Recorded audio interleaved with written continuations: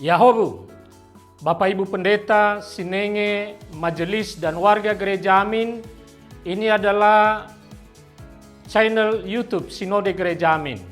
Karena itu, bagi yang mencintai Gereja Amin, tontonlah, subscribe, like, dan bagikan. Gereja Amin yang tangguh, mandiri, dan peduli. Tuhan Yesus memberkati.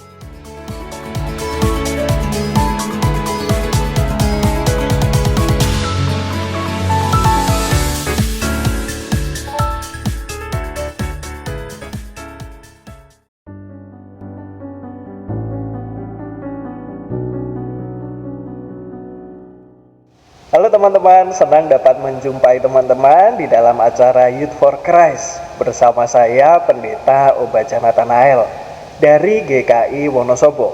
Bagaimana kabarnya hari ini? Kiranya teman-teman berbahagia ya.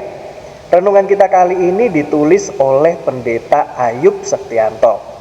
Renungan ini berjudul Mertua adalah Orang Tua, yang didasarkan pada Rut pasal 1 ayat 6 sampai 18. Sebelum merenungkan firman Tuhan, mari kita berdoa. Ya Tuhan, kami mengucap syukur untuk cinta kasih Tuhan di sepanjang kehidupan kami. Saat ini kami juga bersyukur untuk waktu yang Tuhan berikan, sehingga kami dapat merenungkan firman-Mu. Kiranya Tuhan menolong kami, memberikan kami hikmat, sehingga kami bisa menerima firman Tuhan dengan baik pada hari ini.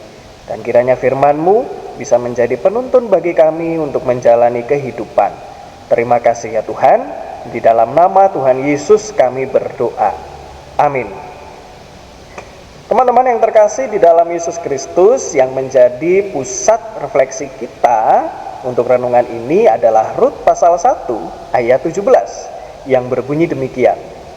Kiranya Tuhan menghukum aku dengan berat, bahkan lebih lagi, jikalau ada yang memisahkan aku dari Engkau, kecuali maut.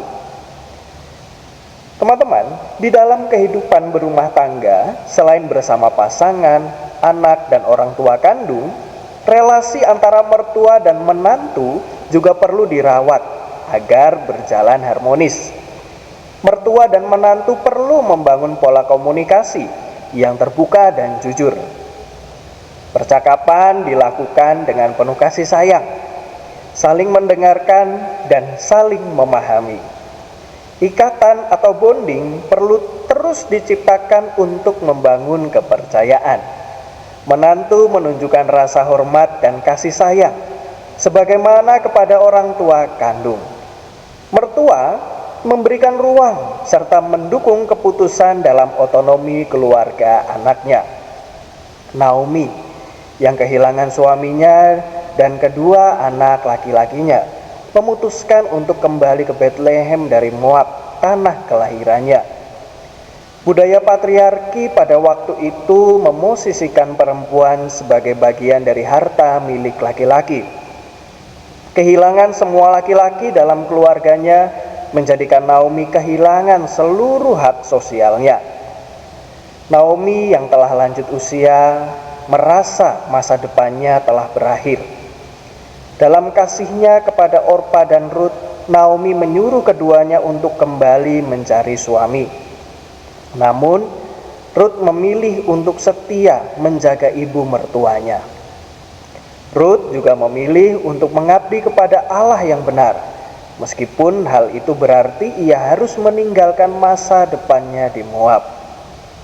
Youth, kaum muda adalah pribadi yang sedang mempersiapkan masa depan, termasuk kehidupan pernikahan.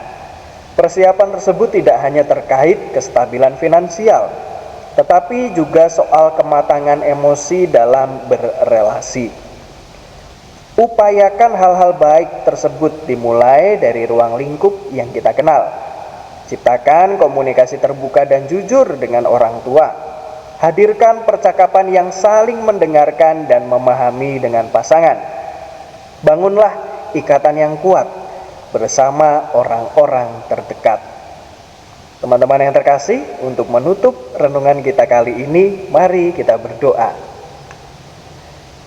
Ya Tuhan, kami bersyukur untuk firman-Mu pada hari ini. Ajar kami untuk bisa menata diri, membangun diri, dan mempersiapkan diri untuk menuju masa depan yang telah Tuhan rencanakan.